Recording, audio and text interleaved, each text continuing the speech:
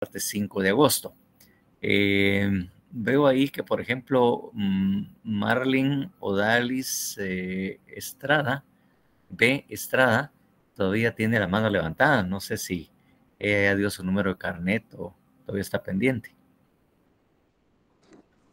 No, licenciado, olvidé bajarla. Muchas gracias. Ah, vaya, perfecto. Bueno, entonces le digo muy buenas tardes. Muy buenas tardes, licenciada Londi. Gusto en saludarla y ver que ya está ahí poniéndose al día con los alumnos. ¿Ah? Entonces, ¿va a querer mi número de carnet también? Sí, por favor. Bueno, entonces, efectivamente, pues hoy, martes 5, pues empezamos nuestras clases virtuales. Vamos a continuar con el programa tal y como está estipulado y de acuerdo a lo que se indica el programa, vamos a iniciar el punto 4, que es la Constitución de la República y el proceso penal guatemalteco, ¿verdad? Eso es lo que nos toca desarrollar este punto. De ahí, pues obviamente tendríamos lo relativo a la acción penal y la acción civil y la reparación digna. Esos son los puntos que estaríamos pendientes para el resto de las clases. Si seguimos así como estamos, posiblemente pues logremos agotar sin problema el programa o lo que habíamos planificado para el primer examen parcial. Entonces, hoy, pues, tal y como ahí dice, y tenemos el tema de la Constitución de la República y el proceso penal guatemalteco, que es precisamente lo que vamos a tratar de desarrollar. Obviamente, habla de principios y garantías constitucionales que informan al proceso penal guatemalteco. Prácticamente en esta parte, de alguna manera, también se desarrolla a la par lo que son las garantías procesales, o sea, lo regulado del artículo 1 al artículo 24, 24 del Código Procesal Penal, ¿verdad? Que de alguna manera, pues, bueno, así como está esto, es el 24 quater, ¿verdad? Que es no, 20, sí, prácticamente es 23, ¿verdad? Dije 24 porque de alguna manera la acción penal está desarrollada a partir del 24, ¿verdad? Que son la acción penal, que es el punto siguiente que tenemos que ver. Entonces tenemos esos 23 primeros artículos que de alguna manera hacen referencia, además de ser garantías procesales, hacen referencia precisamente a lo que es la Constitución. Porque, como ya habíamos mencionado con anterioridad, la Constitución política de la República de Guatemala, pues obviamente en esta clase de código, en este modelo de código, tiene mucho interés o mucha referencia o fundamentación en la Constitución política de la República de Guatemala. Entonces, ahí que de alguna manera se desarrollen y se hacen efectivos precisamente esa primera parte de la Constitución, que se refiere principalmente a los derechos humanos, o sea, los derechos individuales, ¿verdad?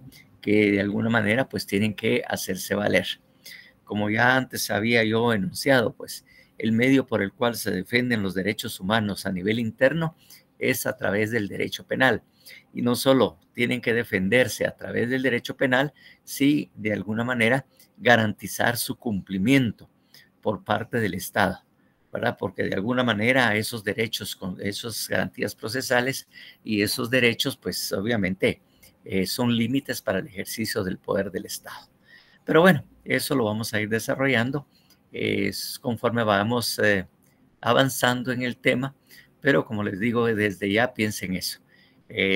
Los derechos ciudadanos son límites al ejercicio del poder estatal. Cuando hay un derecho establecido en la Constitución y otras leyes, es porque siempre va a haber una persona obligada. Y en materia de derechos humanos, precisamente, es el Estado el que está obligado precisamente a respetarlos y no limitarlos, ¿verdad? Porque esa es la función que debe realizar todos los estados signatarios pues, de la Convención Americana de Derechos Humanos y de la Declaración Universal también de los Derechos Humanos. Precisamente ese es el compromiso adquirido a nivel internacional. Pues bien, con esas palabras pues iniciamos. Vamos a pedirle a Ángel. Ángel, good afternoon. How are you? Please. Good afternoon, Nick. Right. Nice to hear from you.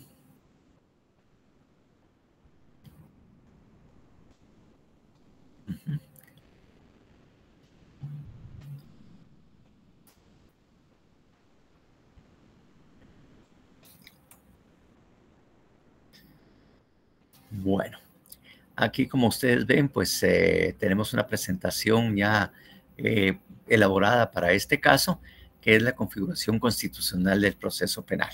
Como le digo, muy buena parte o la primera parte del programa, pues yo tengo bastantes presentaciones en PowerPoint que son importantes y necesarias para poder desarrollar el curso y que obviamente se les facilite. De alguna manera vamos a tratar de que ustedes vayan tomando nota y que ustedes vayan viendo bien o tomando en cuenta los artículos en el cual se fundamenta esto, aunque en algún momento pues también están señalados ahí en la presentación. Entonces, en ese caso, ¿verdad? Entonces, posteriormente, no sé si ya en algún momento fue subida la presentación que hicimos con anterioridad. Si no, ahí lo veremos más adelante. Entonces, bueno, entonces empezamos pues con esta configuración constitucional del proceso penal que fue precisamente elaborada para realizar pues una conferencia precisamente acerca del nuevo Código Procesal Penal que en algún momento me tocó exponer fuera de Guatemala. Claro, se adaptó obviamente a las clases para que ustedes también puedan enriquecerse con el conocimiento o lo que aquí se trata de establecer. Bueno, vamos a empezar pues. Entonces, empezamos, por favor. Bueno, aquí siempre pues empezamos con las preguntas básicas, ¿no? Las preguntas básicas que es derecho procesal penal, ¿verdad? Que es algo con lo que tenemos que tener mucha claridad, sobre todo cuando empezamos los cursos o cualquier práctica del derecho de procesal penal. Entonces, esto obviamente de alguna manera nosotros ya lo hemos desarrollado. Yo creo que ya se lo saben de memoria y que ustedes incluso ya como le digo, esto definitivamente ya lo han de manejar porque se ha repetido. Como ven, esta presentación fue de alguna manera elaborada con la Unidad de Planificación y Cooperación Nacional e Internacional de la Cooperación Internacional de aquí de la universidad. Ahí fue donde se elaboró precisamente esta presentación, ¿verdad? Precisamente, y por eso es que tienen esas denominaciones, ¿verdad? Unidad de Planificación y Cooperación Nacional e Internacional, porque fue una actividad de cooperación internacional a la que nos vimos involucrados, ¿verdad? Entonces, y la siguiente, por favor. ¿Y qué es el proceso penal? Como les dije nuevamente, este derecho procesal penal y el derecho procesal penal es precisamente, son dos conceptos básicos muy importantes que debemos tener claridad en su manejo. Y no les sorprenda de que no solo yo lo menciono aquí, sino que ustedes van a ver que cuando tengan ese glorioso día en que ustedes estén realizando su examen privado de la fase pública, pues una de las cosas que les va a preguntar seguramente el examinador penal o de procesal penal, ¿verdad? Que el caso es una persona, va a ser también de alguna manera con estas preguntas, ¿verdad? ¿Qué es el proceso penal y qué es el proceso penal? Que, como le digo, normalmente ustedes, es una pregunta que casi nunca se escapa de los profesores o de los examinadores de esa área. La siguiente, por favor.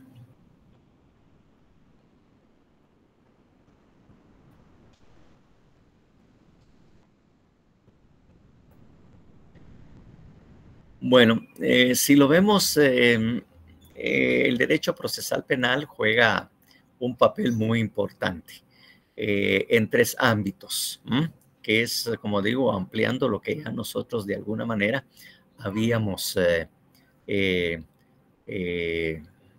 platicado, habíamos mencionado precisamente esto. Ahorita, muy técnicamente y muy claramente, decimos que el derecho procesal penal lo podemos ver jurídicamente, sociológicamente y también verlo como una garantía constitucional. En primer lugar, cuando hablamos jurídicamente, pues tenemos que hacer referencia a lo que ya hemos estado y que ustedes, como les digo, de repente hasta les aburrió, a lo que hemos estado jurídicamente cuando decimos que es el derecho procesal penal, es un conjunto de normas jurídicas de carácter público, ¿verdad? Que regula precisamente las fases o etapas del proceso, regula la actividad jurisdiccional, la actividad del Ministerio Público y demás partícipes dentro del proceso, obviamente, y que busca la verdad para determinar en su momento la responsabilidad de los sujetos que han sido señalados como culpables o posibles responsables del delito y para la imposición de las penas correspondientes. Entonces, jurídicamente, pues palabras más, palabras menos, algunos definiciones, o que hay varias, o sea, cambian un poquito, pero bueno, eso no es el problema, pero básicamente se están dando todo lo que efectivamente conlleva esa definición de derecho procesal penal. Entonces, definitivamente, ahí claramente lo tenemos establecido. Recordemos que también de alguna manera el mismo Código Procesal Penal también lo ha señalado dentro de los fines del proceso, ¿verdad? Y eso lo vamos a desarrollar también, sobre todo cuando vemos el artículo 5 del Código Procesal Penal.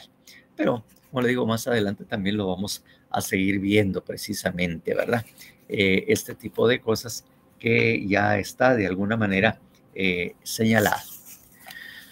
Sociológicamente, pues obviamente, sociológicamente lo tenemos que es un instrumento que resuelve los conflictos sociales. Digamos, como ya hablamos precisamente, que de alguna manera el delito es un problema que da lugar a la iniciación en su momento de una investigación. No necesariamente una investigación científica, aunque sí puede ser, pero una investigación, ¿verdad? Para determinar si efectivamente la persona es o no responsable. Entonces, obviamente, el delito crea un conflicto social bastante grande entre las personas, sobre todo entre el sujeto activo y el sujeto pasivo o la víctima de ese delito. Pero obviamente también el conflicto no llega solo a esos niveles, pues, porque cuando se comete un delito hay un problema social. Toda la ciudadanía, todas las personas se ven afectadas o alteradas, aunque posiblemente el delito en sí no les haya afectado directamente. Es decir, no les pasó nada a ellos, no le pasó nada a un familiar. Pero quiera que no, si ustedes ven actualmente en muchas conversaciones o de repente en algunas pláticas ha surgido, pues no sé si yo soy el único, pero yo creo que en todos lados ha surgido el tema que cuántos homicidios han habido últimamente, cuántas personas han muerto, cuántas personas han sido atacadas a balazos, personas que van en sus vehículos, ¿verdad? Así como aquellas personas que estaban en un velorio, por ejemplo, que han sido noticia precisamente a través de los medios de comunicación social. Entonces, crea que no, es un conflicto social que no solo lesiona o genera problemas o conflicto entre las personas que de alguna manera se ven involucrados en ya sea como autor o como víctima, sino que también socialmente, pues, todos nos sentimos preocupados, ¿verdad? Nos sentimos preocupados por la cantidad de muertos que han habido últimamente. O no han habido, o ustedes no han oído ese tipo de comentarios, y si no lo han leído, si lo han oído, comentarios entre las personas, si no lo han leído precisamente en los diarios, si es que ustedes leen de alguna manera, ojean en los periódicos y en las redes sociales que también de alguna manera los anuncian. ¿Han tenido ustedes oportunidad de que alguien les comente, oír ese comentario, o han participado en una plática sobre qué cantidad de muertos ha habido por arma de fuego?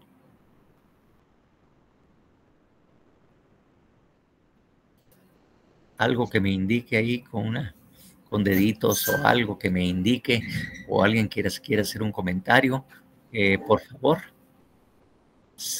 O ninguno de ustedes ha oído ni han comentado este tipo de cosas. No, licenciado. ¿Sí? ¿Sí? Ajá. Bueno, pues ahí levantaron unos deditos, y que efectivamente es eso, ¿verdad? Efectivamente, porque el delito cometido, como les digo, los delitos que se cometen no solo afectan a ellos, generan conflictos sociales a nivel de sociedad. El impacto que se produce por este tipo de delitos es bastante grande en toda la ciudadanía, así como los robos de los buses y todo. Aunque últimamente, pues no sé que si han hecho de menos esos robos que se dan en los autobuses, pero yo últimamente no he escuchado precisamente asaltos a buses, sino que más se ha oído precisamente en los asesinatos o muertes que han sucedido. Entonces, sociológicamente, el proceso penal es un instrumento, porque de esa manera se resuelve el conflicto social. Eso está, como le digo, en manos del Estado, porque es el Estado el que está obligado a darnos esa seguridad.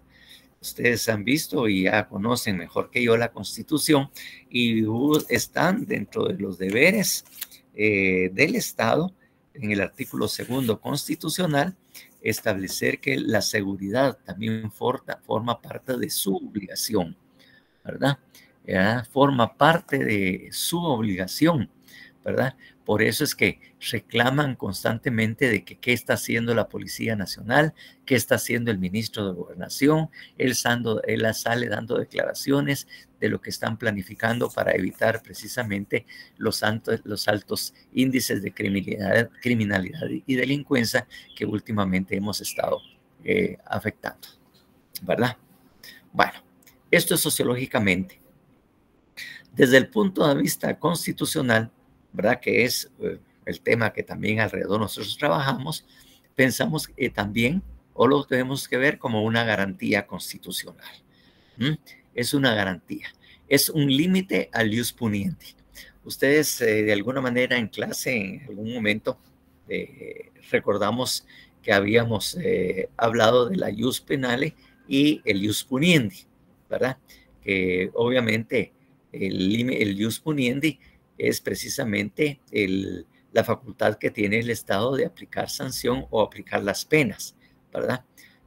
Claro, hay algunos profesores que precisamente lo tratan de traducir, lo interpretan el ius puniendi muy literalmente, y lo que señalan es la facultad que tiene el Estado de castigar, que tiene el ius puniendi, es la facultad que tiene el Estado de castigar, pero realmente no es esa la mejor definición que nosotros podemos dar precisamente del ius puniendi, sino tenemos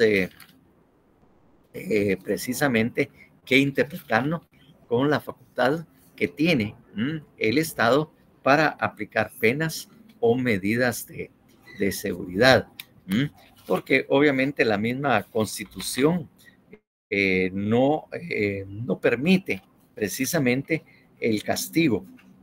Está claramente establecido en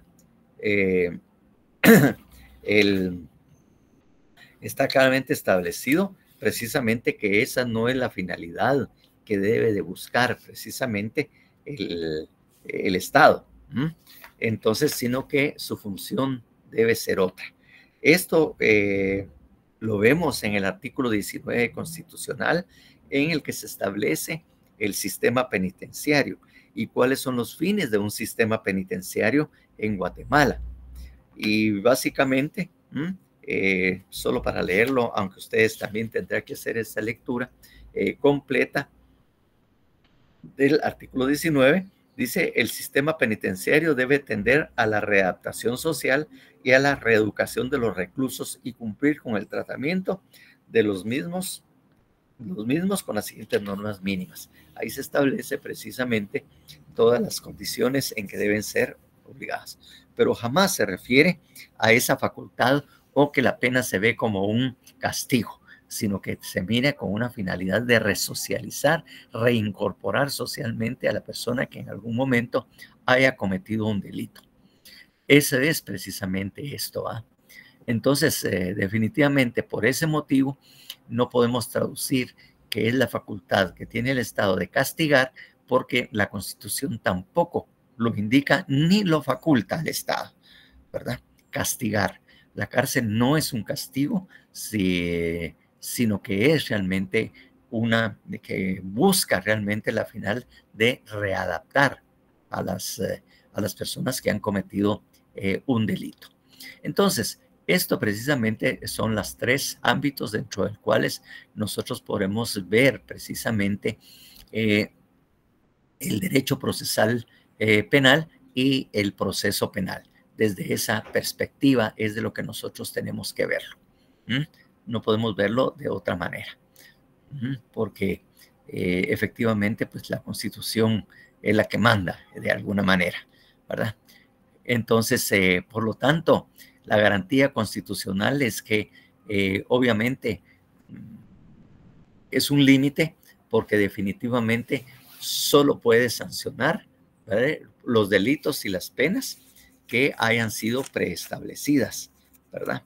O sea que ese principio de legalidad dice que definitivamente si no es delito no puede ser sancionado. El Estado no puede iniciar un proceso si no se ha cometido un delito, ¿verdad? Entonces, ese principio de legalidad que existe, ¿verdad?, que obviamente solo pueden ser sancionados por hechos determinados o que sean delito, ¿verdad?, que una ley previa haya determinado una pena o una sanción para esa conducta humana. Solo en ese caso precisamente puede aplicarse. De alguna manera me estoy refiriendo al artículo 17 de la Constitución. El artículo 17 de la Constitución Política de la República de Guatemala claramente dice: no hay delito ni pena sin ley anterior. No son punibles las acciones u omisiones que no estén calificadas como delito o falta y penadas por ley anterior a su perpetración. No hay prisión por deuda.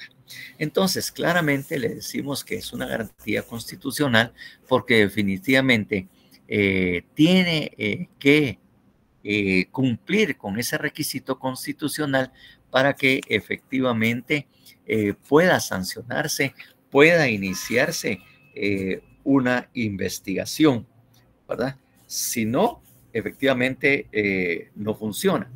Y asimismo lo indica también, de alguna manera, el Código Penal. Si nosotros recordamos el Código Penal en su artículo 1, ¿verdad?, el del Código Penal, que ahí indica de la legalidad: nadie podrá ser penado por hechos que no estén expresamente calificados como delitos o faltas por ley anterior a su perpetración, ni se impondrán otras penas que no sean las previamente establecidas en la ley.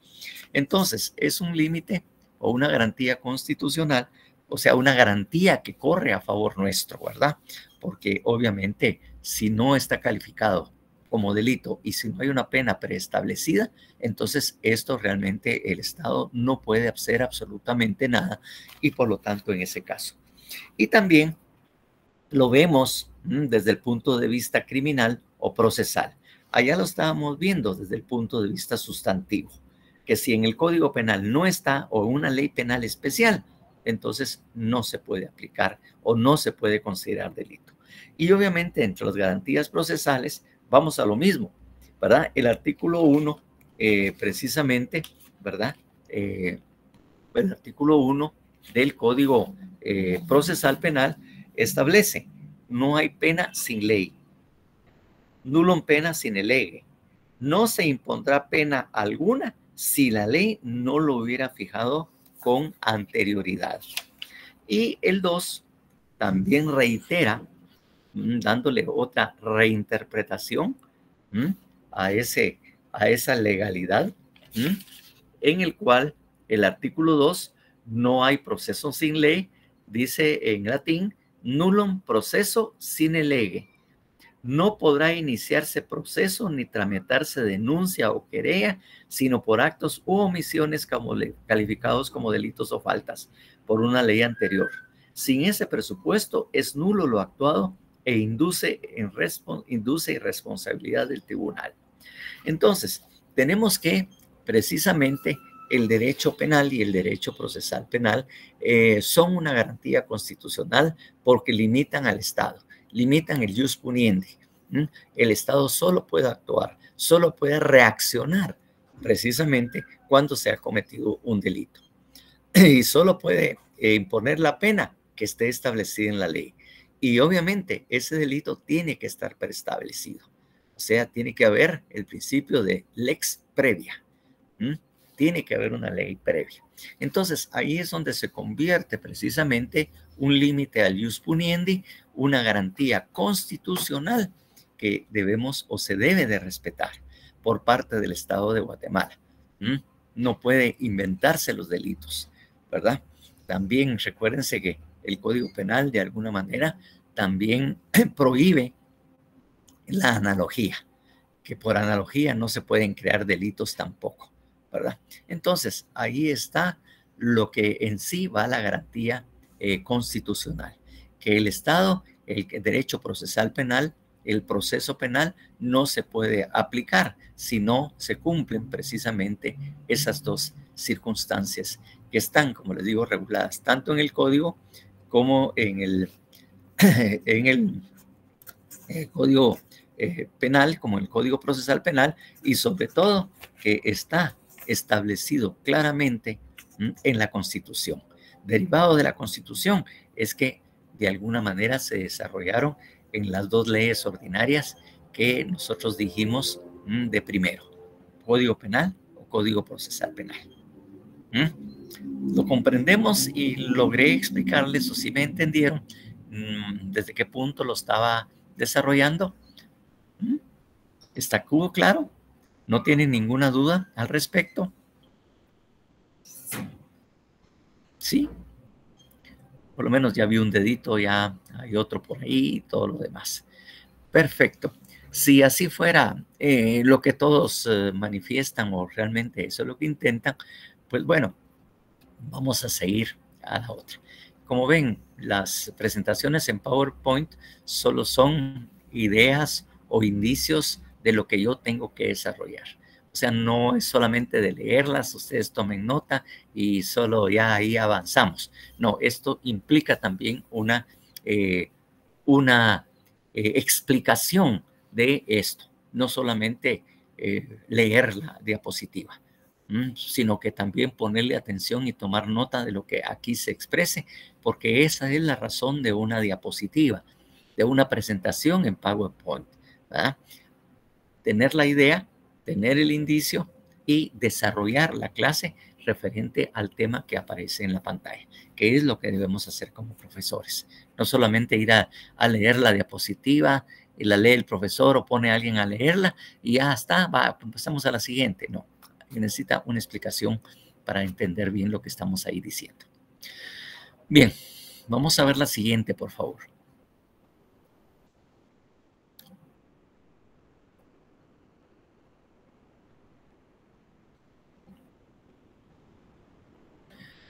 De alguna manera, si leemos bien y detenidamente el proceso penal y leemos bien y logramos comprender, porque a veces, como le digo, ustedes vieron derecho constitucional, pero no explicaron muchas veces el fondo de estos artículos, sino que hubo una explicación muy breve, no tan a fondo como la que debemos hacer nosotros en la clase específica, precisamente en respecto al derecho procesal penal.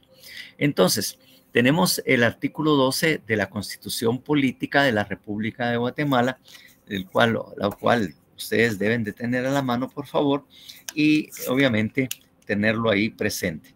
Aparentemente es un pequeño artículo, pero realmente encierra mucho más de lo que el artículo 12 en la Constitución señala, y al explicarlo, pues van a ver lo amplio que consiste. Y lo básico es para entender qué es el proceso penal. Entonces, miremos la siguiente, por favor.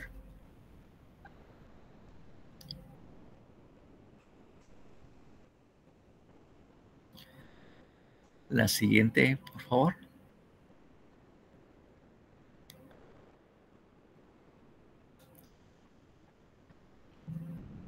Bueno, entonces, de alguna manera, estas dos diapositivas que siguen a continuación es simplemente lo que hice fue copiar el artículo 12 de la Constitución. Eso fue lo que hice. Y entonces, por favor, de todas maneras, alguien que esté por ahí lo puede leer, no obstante que también va a aparecer en pantalla la otra parte, que es lo que falta acá. Por favor, alguien que lea el artículo 12. Artículo 12. Derecho a la defensa. La defensa de la persona y sus derechos son inviolables. Nadie podrá ser condenado ni privado de sus derechos sin haber sido citado, oído y vencido en el proceso legal ante juez o tribunal competente y establecido. La otra parte, por favor, de que está en la Constitución. Ninguna persona puede ser juzgada por tribunales especiales o secretos, ni por procedimientos que no estén preestablecidos legalmente. Como ven, la legalidad va precisamente al procedimiento, al proceso penal, porque dice claramente en este último párrafo, ¿verdad? Que ninguna persona puede ser juzgada por tribunales especiales o secretos, ni por procedimientos que no estén preestablecidos legalmente. Entonces, de alguna manera, cuando hablamos de derecho procesal penal, del proceso penal, pues son normas preestablecidas, normas que ya están indicadas y procedimientos que ya están establecidos en la ley, en una ley previa. Precisamente cuando hablamos del conjunto de fases o etapas procesales, es porque ese conjunto y fases o etapas procesales ya están en la ley, ¿verdad?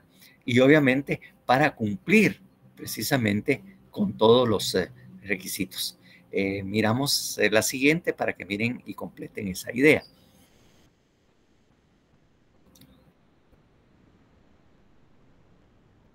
Ninguna persona puede ser juzgada por tribunales especiales o secretos ni procedimientos establecidos.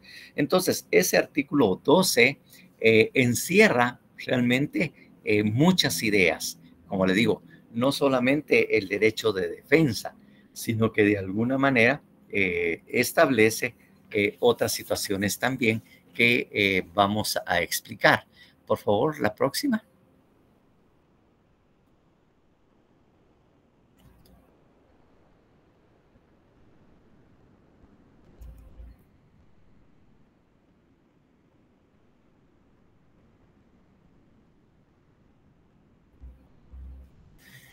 Entonces, de alguna manera, esas son las tres ideas principales en cuanto que contiene el artículo 12 constitucional, ¿verdad?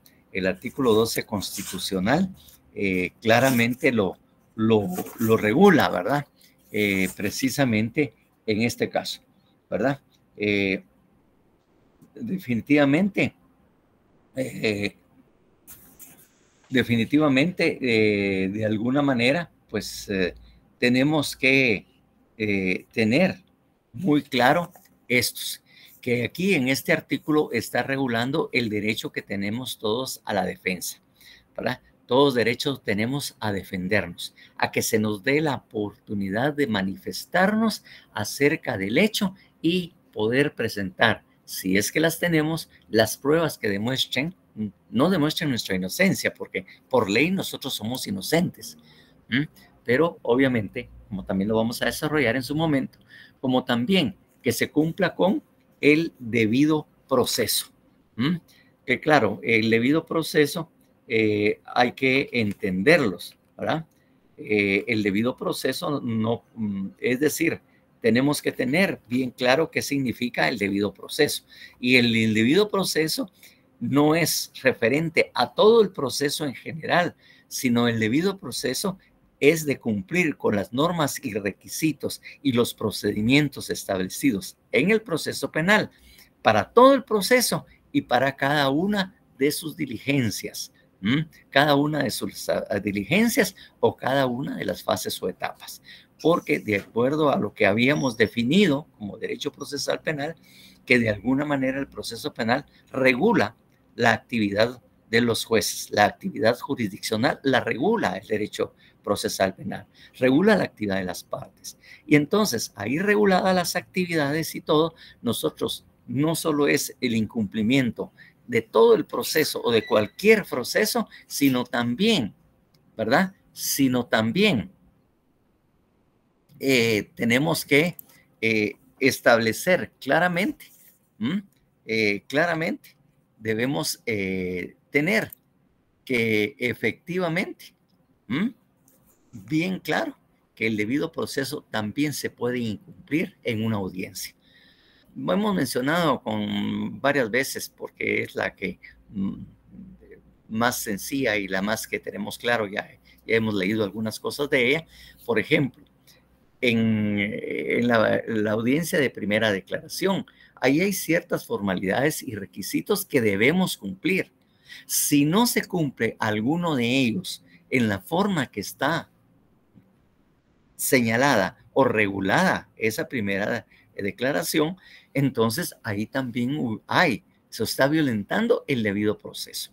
Entonces, cuando oigan de debido proceso, no piensen en el todo, sino que también piense que es el debido proceso en el proceso penal y en cada una de sus fases o etapas o diligencias que se lleven a cabo. En cada una de ellas hay que estudiar el debido proceso, que se cumplan con los requisitos y formalidades que la ley ha señalado para ese acto, para ese procedimiento o para esa fase o etapa procesal. Entonces, porque ahí están los requisitos. Entonces, el debido proceso, no piensen ustedes que se violentó el proceso penal en sí, en general, sino también se pudo haber violentado el debido proceso de una diligencia, de una audiencia, o de una fase o una etapa. No sé si eso ya seguramente pues no sé. Usualmente pues hasta ahora no he sabido que algún profesor de Derecho Constitucional pues les haya explicado este detalle. Este detalle. No sé si ya ustedes habían oído hablar así detalladamente sobre este aspecto. Incluso en teoría general del proceso, no sé si se los explicaron qué significaba este debido proceso. ¿Hubo alguna explicación al respecto? Yo tal vez haciéndoles perder el tiempo explicando.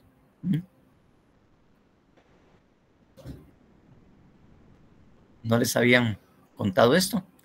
¿O ya lo sabían?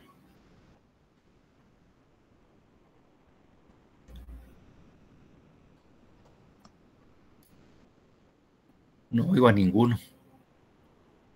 ¿Será que están ahí? Yo solo oigo grillos ahí, como que estoy solo, triste y abandonado. Licenciado. ¿Sí? Sí, hubo una explicación previa, solo que era tal vez desde un punto más general. El proceso en general, ¿verdad? no de particularidades o cada audiencia. Entonces ahí realmente a mí tampoco me lo explicaron, eso lo entendí ya después cuando ya empecé a aprender un poco más de proceso y proceso penal, fue que yo vi que efectivamente esto también habría que explicarse. Perdone, licenciado, ¿será jóvenes que podrían encender sus cámaras? No todos tienen encendidas sus cámaras, necesitamos verlos, no solo conectados, por favor. Es que da la impresión como que estuvieran dormidos o algo así, porque y cuando pregunto Hágame algo... el favor de no encender recuerdo. sus cámaras, por favor. Es requisito. Bueno. Tomaremos nota, Lick. Sí. Bueno, y la siguiente, que es prohibición de ser juzgado por tribunales especiales o secretos, ni por procedimientos que no estén preestablecidos. O sea, todo tiene que estar establecido en la ley. Esa es la legalidad que debe ser. Todo debe estar preestablecido en la ley. Si no está preestablecido en la ley, entonces no estamos cumpliendo con el debido proceso. Miremos la siguiente, por favor.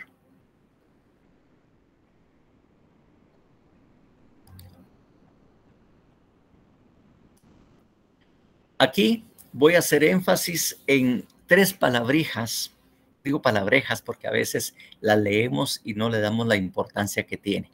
O sea, a veces pareciera que realmente no leyéramos bien, ¿verdad? Porque leer no es simplemente poder expresar oralmente el símbolo que aparece en un documento, ¿verdad? Si yo estoy leyendo porque dice citado, oído, vencido, ya sé qué es eso. No es eso, sino que entender realmente qué quiere de eso. Aquí lo coloqué yo y le di una importancia muy significativa a estas 3 palabras que se encuentran en ese artículo que leímos, el artículo 12. Condición sine qua non, infaltable, que para ser condenado o privado de sus derechos, haber sido citado, oído y vencido. Esos 3 palabras que ustedes están leyendo ahí, no es simplemente de leerlos y decir, incluso algunos lo escriben, a veces lo dicen, nadie puede ser privado de sus derechos sin haber sido citado, oído, vencido, pero no entienden que realmente ese citado, oído, vencido, en esas 3 palabras se encierra el proceso. Cualquier proceso de cualquier área.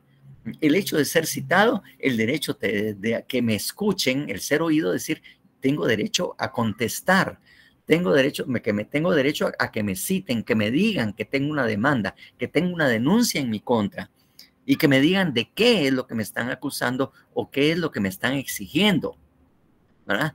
Porque después yo tengo derecho a que me escuchen, que me hablen y van a ver que es algo que todos pedimos precisamente desde que éramos pequeños. Todos hemos exigido ese derecho a ser oído. Lo que pasa es que no se le pone atención y no se le da la importancia que tiene. ¿Alguna vez en su casa, ustedes o alguien muy cercano a ustedes ha pasado por esto, ¿verdad? Ha pasado por esto, que a ustedes les están pegando o le están regañando y le están reclamando algo? Y ustedes a sus papás o a la persona que le está regañando u otra persona que le ha estado sucediendo, ustedes oyen cuando le dicen, no, espérate, quiero explicarte, quiero decirte qué fue lo que pasó. No fue así como me lo estás diciendo. Yo no hice eso. Yo no fui el que hizo eso. Pero quiero que me oigas. Dame tiempo para explicarte. ¿No han oído ustedes o alguna vez utilizaron esa frase? En algún momento han oído que alguien precisamente que no es necesariamente abogado, porque como le digo, tal vez cuando eran adolescentes o ahora cuando ya están un poco grandecitos, ustedes siempre piden a la otra persona que les está reclamando, ¿verdad? O incluso puede ser que ahorita algunos ya tengan pareja o que ya estén casados y que obviamente la pareja, hombre o mujer, no sé, les esté reclamando algo y entonces, espérate, déjame que te explique, tengo que decir algo, te voy a decir qué pasó. ¿No han oído ustedes eso? ¿No lo han utilizado en algún momento? ¿Ya? Entonces, eso es lo normal, lo natural que debe saber. Y precisamente eso es lo que le está diciendo, que toda persona tiene el derecho a ser oída. Recuérdense cuando hemos hecho referencia al juicio de Jesucristo, en su momento todos dijeron, ¿pero qué hizo Poncio Pilatos? ¿Qué tienes que decir? Entonces ahí le dio la oportunidad para ser oído, que él explicara, justificara y alegara lo que él quisiera respecto a todos esos señalamientos que le están haciendo. Entonces, en el proceso, en cualquier proceso, pero principalmente en el nuestro, que es procesal penal, nosotros exigimos ese derecho, y ese derecho a ser oído, como lo vamos a ver, porque precisamente el centro de nuestra presentación son esas tres palabras, esas tres palabrejas que para ustedes deben ser importantes. ¿Ah? El ser oído y vencido. Y vencido es cuando se ha agotado el proceso y se le dieron todas las oportunidades posibles, pero a pesar de que usted pudo utilizar recursos, medios de impugnación y todos, ustedes de todas maneras resultan siendo responsables o culpables del hecho. Ahí es donde son vencidos, pero se les dio oportunidad a ustedes de usar todos los medios posibles y contemplados y regulados dentro del proceso para que usted pudiera defenderse, pudiera aclarar o pudiera hacer lo que usted tenía que hacer en ese proceso. Pero si a pesar de eso, entonces usted ahí prácticamente es vencido. Y si es vencido, obviamente van a tener una sentencia condenatoria. Eso es el significado de esas tres palabritas. Mire, citado, oído y vencido, que como les dije, es muy importante. ¿Ah? Es muy importante. Y sobre eso vamos a desarrollar el resto de esta presentación. Entonces, vamos a ir a la siguiente y vamos a explicar todo lo que implica ser citado.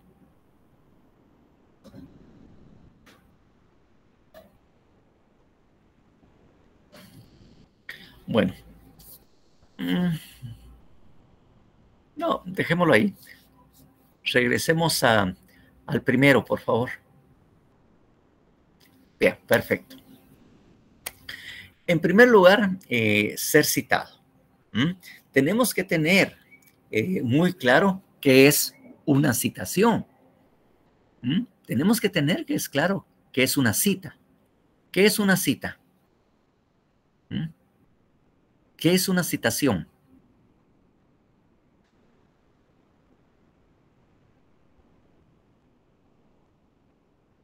¿Qué quiere decir ser citado?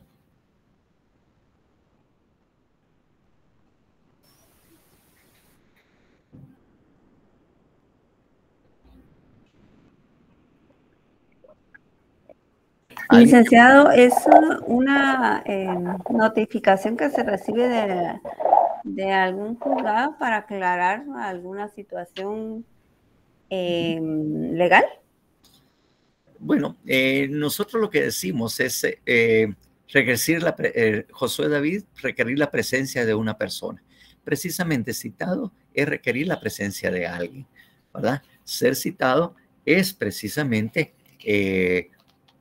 lo tenemos nosotros regulado y van a ver más adelante cuando nosotros explicamos qué quiere decir, que realmente es una medida de coerción, así lo llamamos, es una medida de coerción, porque no es si usted tiene la voluntad, si usted quiere o si le da la gana. Un juez dentro de sus facultades, porque recordemos los elementos de la jurisdicción. La facultad que tiene, ¿de qué? Convocar, ¿verdad? ¿Cómo es el principio? Vocatio, ¿verdad? La facultad, la jurisdicción es de convocar a las partes para que comparezcan ante él. Entonces, bajo esa perspectiva, el juez puede emitir una orden o un medio coercitivo para decirles, usted fulano de tal, el día 9 de agosto, de 2025 a las 8 horas, ¿verdad? Debe comparecer ante el juez tal, ubicado en tal y tal parte, ¿verdad? En donde dice dónde está la ubicación, ¿verdad? En la torre de tribunales, para que comparezca. Con el objeto de, ahí será cualquier el objeto que con ustedes puede comparecer una persona. Entonces, el citado, como vamos a decir, es precisamente una orden de juez.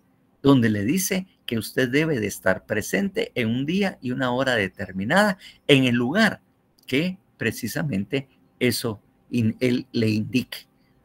Eso quiere decir citado. Y usted tiene que obedecer, ¿verdad? Tiene que obedecer. Para que usted pueda ser citado a un lugar, debe existir un hecho delictivo. Obviamente, si hay un hecho delictivo, hay una razón y eso es un fundamento para que el juez pueda decirle que debe comparecer a declarar como testigo, a declarar como sindicado o hacer lo que el juez le está pidiendo ahí, en qué calidades y para qué efectivamente debe comparecer, ¿verdad? Entonces, previamente debe haber un hecho delictivo. Pero además, por favor, la siguiente.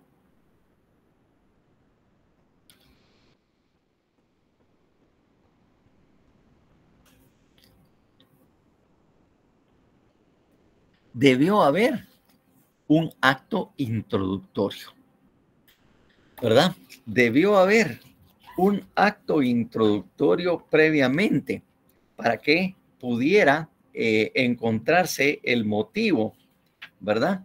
Por el cual precisamente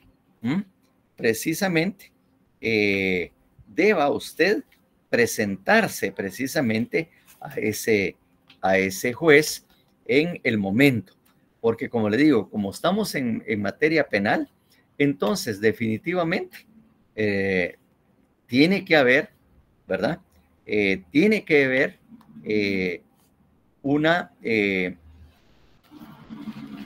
actividad o un medio o un acto introductorio. Y dentro de los actos introductorios están regulados en el artículo 297 en adelante del Código Procesal Penal. Ahí en el 297 se refiere a la denuncia. También es una forma, la denuncia obligatoria.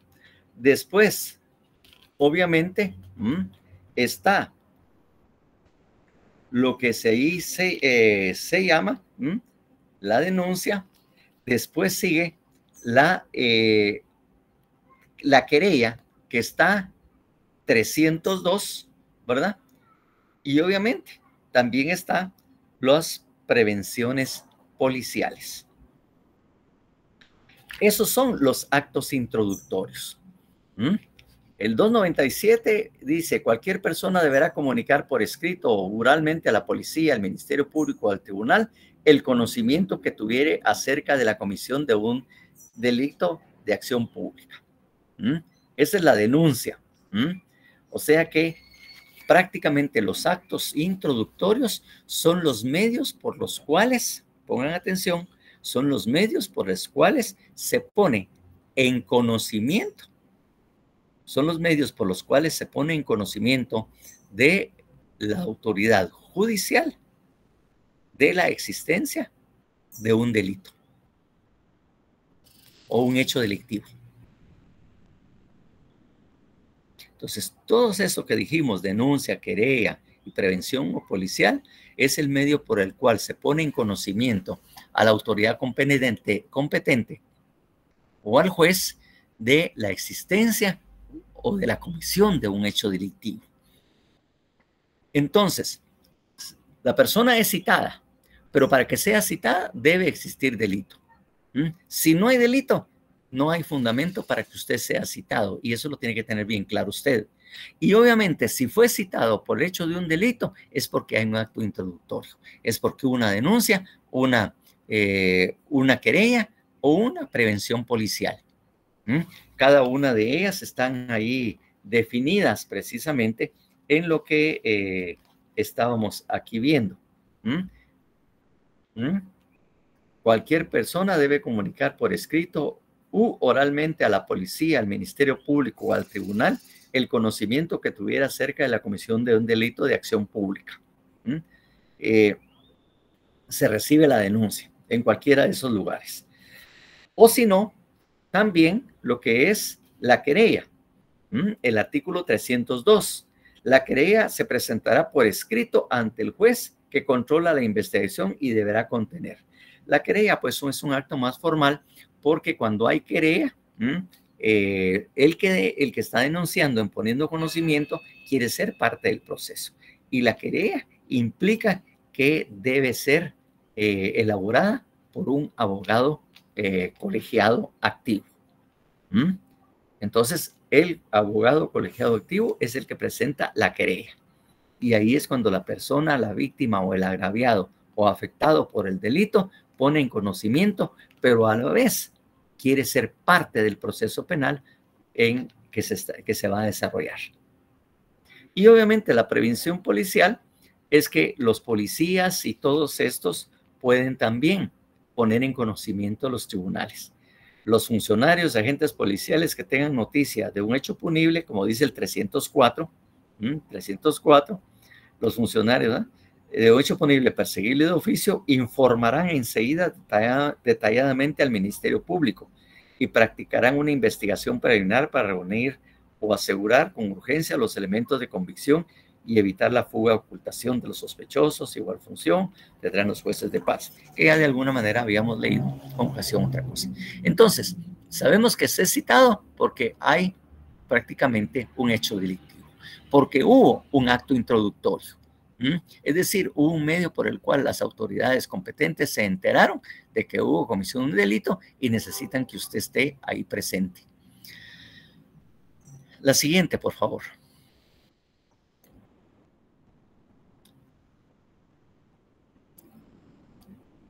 Bien, claro, usualmente una citación no tiene mayor requisito, pero sí tiene uno y que es muy importante. Tiene uno y que es muy importante porque fíjense ustedes que la Constitución Política de la República de Guatemala se tomó el tiempo, teniendo tantas normas para poder aplicar, y genera el artículo 32. El artículo 32. ¿Qué es lo que regula el artículo 32? Por favor, alguien que lo lea.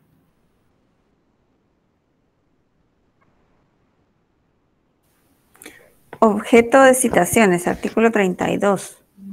No es obligatorio la comparecencia ante autoridad, funcionario o empleado público, si en las citaciones correspondientes no consta expresamente el objeto de la diligencia. Eso es un requisito formal, constitucional. A usted le dicen debe comparecer el día tal, a tal hora, a tal lugar, pero lo tiene que decir para qué. Le tiene que decir para qué lo están citando. Para primera declaración, para que declare como testigo. O sea, ahí mismo le tienen que decir a ustedes en la citación. Si no lo dice, ustedes prácticamente no hay una citación formal. Pero claro, que a esto es lo que establece la Constitución. Pero esto, una hora antes de que se dé la reunión o la citación a la que fueron convocados, ustedes pueden presentar un escrito donde manifiestan que no van a comparecer porque de conformidad con el artículo 32 constitucional no señala el motivo. Y como no señala el motivo la citación, usted no está obligado a comparecer. Hasta en tanto se cumpla con el requisito constitucional. Es decir, si no ven ese requisito, no es cuestión de decirle a su cliente o de alguna manera o simplemente decir, pues como no lo dice, no voy. Eso definitivamente no se puede hacer. No se puede hacer. Tienen que ustedes hacer saber, porque toda resolución tiene una presunción de legalidad. Es decir, todas las resoluciones judiciales se dice que están bien hechas, hasta en tanto no se pruebe lo contrario. Entonces, por lo tanto, para que esto opere, tienen que hacerle el juez y le dicen una hora antes de que el motivo de que ustedes no están compareciendo precisamente a la audiencia. ¿Ah? Y tienen que hacerlo de esa manera, porque si no pueden creer que usted está siendo rebelde, y si no comparece, pueden ordenar su aprehensión. Por no haber cumplido con la citación. Puede obligar a su detención, el juez puede ordenar su detención y hacer lo que comparezca. Porque, como les dije ya, toda citación o toda resolución emitida por las autoridades tiene una presunción, ¿verdad? Una presunción de legalidad, ¿verdad? Se considera bien hecha y que llena todas las formalidades, salvo prueba en contrario.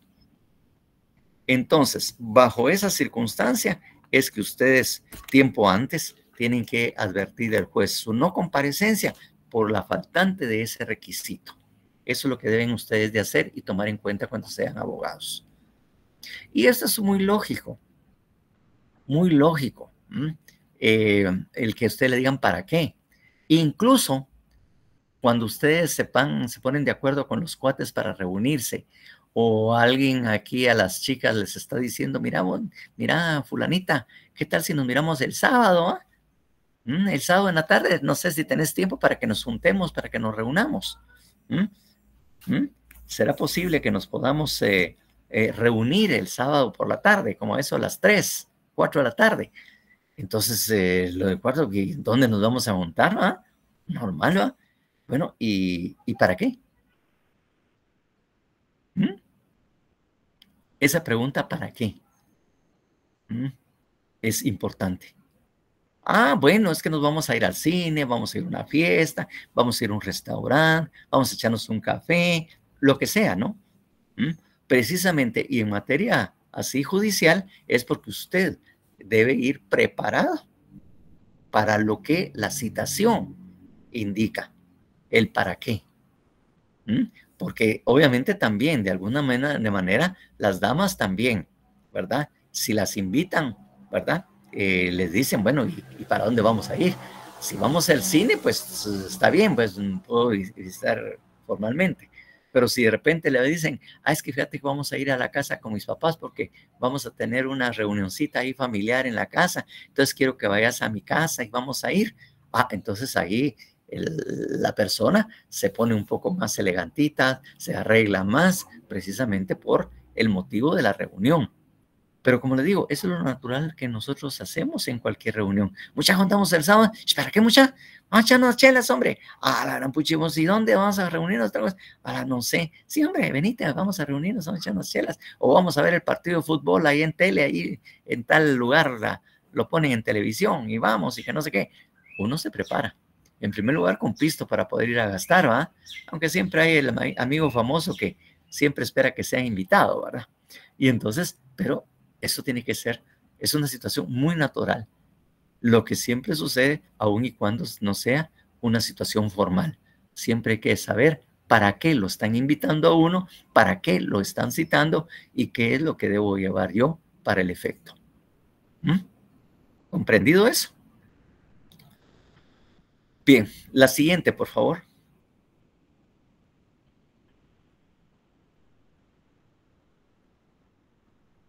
Bueno, lo siguiente es que, obviamente, que es muy importante.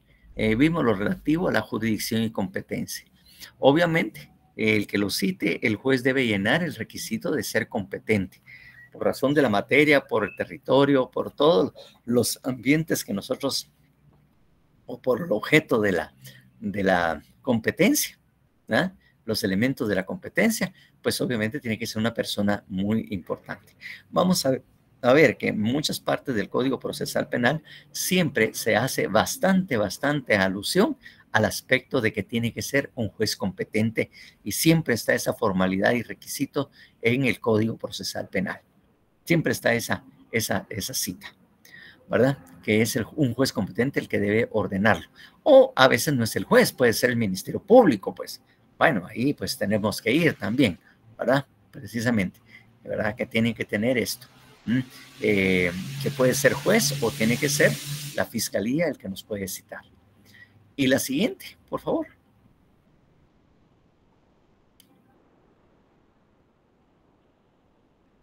Bueno, aquí está precisamente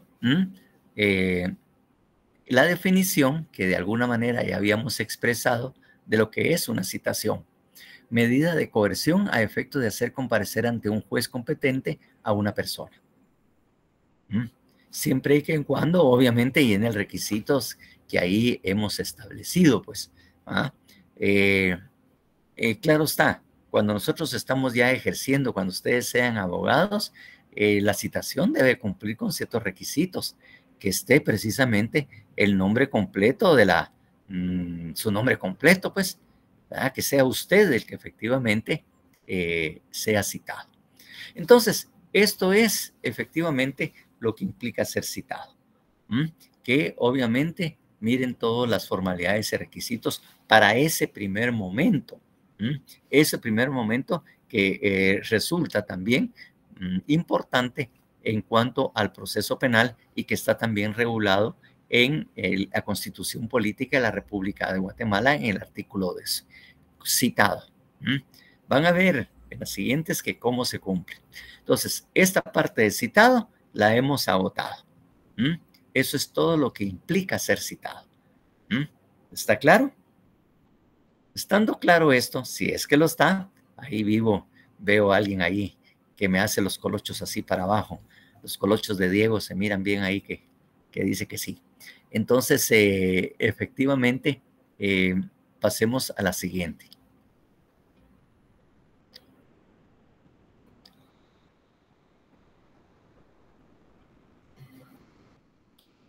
Oído. Bueno, ¿qué es o qué significa oído?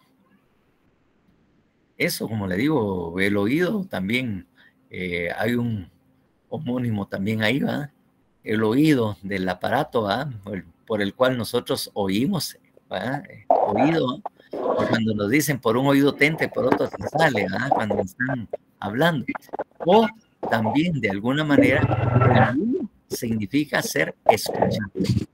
Que te den la oportunidad de hablar y decir lo que yo entiendo.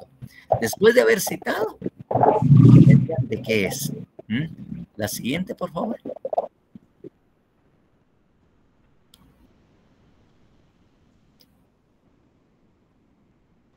Entonces, ¿qué quiere decir esto? Que cuando somos oído, nos están dando el derecho de audiencia, el derecho a ser oído, el derecho a que nosotros expongamos nuestra versión de los hechos y de lo que nosotros vivimos en ese momento, ¿verdad? Al efecto. Entonces, toda persona que ha sido citada por un juez o por un ministerio público tiene derecho a hablar, tiene derecho a oído, el derecho de audiencia, porque audiencia eso quiere decir para ser oídos, ¿verdad?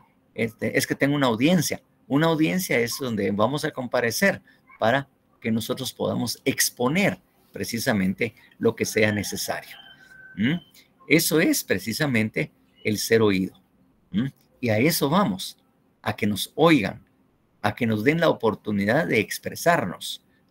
No solo que le den la oportunidad al Ministerio Público, que nos puede estar sindicando de un hecho delictivo, sino también nosotros a dar nuestra versión de los hechos o en qué circunstancia nos encontrábamos cuando sucedió el hecho. Eso es el derecho de audiencia. Que como les digo, eso está, como les dije ya, en las relaciones familiares y todo, este derecho de audiencia se ha exigido, no solo en tribunales. Incluso, vuelvo a insistir, a Jesucristo le dieron su derecho de audiencia, le dieron su derecho a ser oído, para que él expusiera su posición acerca de los hechos que le estaban sindicando. Siguiente.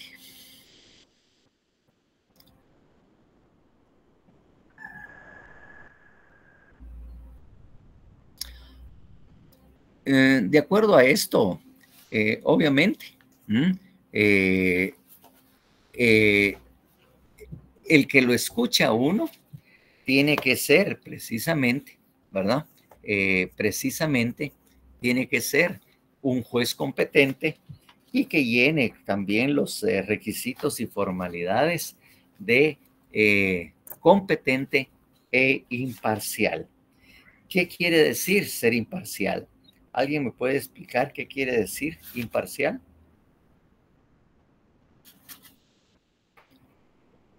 Que no sea a su favor, sino que sea imparcialidad para ambas partes, licenciado. O sea, no solo que no sea en contra nuestra, sino que de alguna manera el juez efectivamente sea una persona que no tenga ningún interés en el resultado del juicio, ¿verdad? Y obviamente, si fuera una persona que tuviera algún interés, ¿ustedes a qué pueden recurrir? ¿Verdad? Que a ustedes, ¿qué les dijeron que podía pasar si alguien, un juez no mostraba imparcialidad? Recusar. ¿Ah? Recusar. Exactamente, recusar, ¿verdad? Que es otra forma de decir, mire, señor juez, usted absténgase de conocer en este caso, de conocer este caso, sino páselo a un juez imparcial, porque usted y la ley de organismo judicial señala los casos en que efectivamente una persona es imparcial, porque es pariente, porque es amigo o porque tiene interés precisamente, ¿verdad? En el resultado de ese caso, ¿verdad? Usted tiene que comparecer ante un juez competente y efectivamente este juez tiene que ser imparcial, porque eso obviamente es una característica que debe de tener precisamente los jueces. Los jueces tienen que tener esas calidades, ¿verdad? Esas calidades de alguna manera y que están señalados precisamente en la Constitución. Entonces, eso lo podemos ver en el artículo 203 constitucional, ¿verdad? Y obviamente ahí, ahí precisamente es lo que debe de observarse. Blanca Elizabeth. Blanca. Perdone, en la presentación dice artículo 51 constitucional. Sí, exactamente. Ahí hay un error. O sea, eso bueno. No es el 51 constitucional. Sí, exactamente. Es el 2, ¿cuál dijo que era? Perdón. Sí, lo que puede ser el 203 y toda la cuestión, pero hay un artículo específico. Lo hice para que ustedes averigüen qué realmente hace años que no lo he corregido, precisamente porque quiero que ustedes también se pongan a investigar en esa primera parte del Código Procesal Penal a qué se refiere precisamente eso y el fundamento. Eso se los iba a decir en un momento. Entonces le dice, en primer lugar, 203, que habla de la independencia del juzgado del organismo judicial y la potestad de juzgar, que es el 210, ¿verdad? El 203, ¿verdad? Y los requisitos, precisamente eso, que definitivamente tiene que ser imparcial. Entonces, esos son los requisitos. Híjole, miren, son las 15:48. Vamos a tener que dejarlo aquí porque a las 15:45 debería terminar y ustedes deben esperar al licenciado Ortiz porque también les toca. Creo que él sí, en esta oportunidad sí va a estar en clase. Entonces, vamos a dejarla acá y eso lo vamos a continuar el día jueves. Es que hasta ahorita me fijé en la hora. Entonces, muchas gracias por su atención. Pasen ustedes muy buena tarde. ¿Ah? Feliz tarde. Feliz tarde, licenciado. Feliz tarde, licenciado. Feliz tarde, licenciado. Gracias, licenciado. Buena tarde. Bueno,